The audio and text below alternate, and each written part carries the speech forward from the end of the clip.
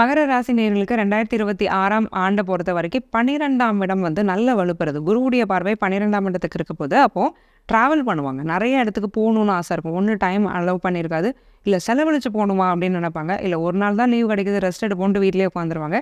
So அந்த அமைப்பெல்லாம் மாறி நல்லா ட்ராவல் பண்ணுவாங்க. ஒரு 4 இடத்துக்கு போயிட்டு வரணும்னு ஆசைப்பட்டாங்கன்னா, ஃபேமிலியோட டைம் ஸ்பெண்ட் பண்ணுறது, தனக்காக நிறைய செலவு பண்ணிக்கிறது, சுப செலவுன்னு இருக்கும். இவ்வளோ நாள் வந்து தேவையில்லாத விஷயங்களுக்கு வந்து நிறைய செலவு பண்ணியிருப்பாங்க. கையில காசே இருந்திருக்காது. இப்போ வந்து சுப செலவு பண்ண ஆரம்பிப்பாங்க.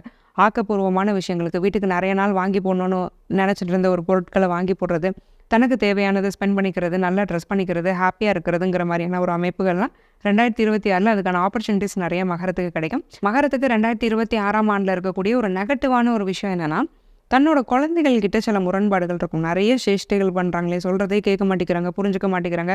டீனேஜில் உள்ள ஒரு பசங்க அப்படின்னா ஃப்ரெண்ட்ஷிப்பில் சில பிரச்சனைகளை பார்ப்பாங்க. அதை பார்த்துட்டு இவங்களுக்கு கொஞ்சம் மன வருத்தம் இருக்கும். அல்லது கல்யாண வயசில் இருக்கக்கூடிய பசங்க என்ன பண்ணுவாங்கன்னா, கல்யாணம் வேண்டாமாங்க. இப்போ அதுதான் ட்ரெண்டாக இருக்குது, எல்லாரும் கல்யாணம் வேண்டாங்கிறது. ஸோ இது வந்து ஒரு பெரிய தலைவலியாக மகர ராசியில் உள்ள பேரண்ட்ஸ்க்கு இருந்துகிட்ருக்கும். ஸோ இந்த மாதிரியான தன்னோட குழந்தைங்கள்கிட்டையும் தன்னோட பூர்வீகத்திலையும் சில பிரச்சனைகளை சந்திக்கிற ஒரு அமைப்பு மகரத்துக்கு இருக்குது. கல்யாணம் ஆகாதவங்களாக இருந்தால் காதல் விவகாரங்கள், ஃப்ரெண்ட்ஷிப்பில் சில பிரச்சனைகள் மகரத்துக்கு வரும்.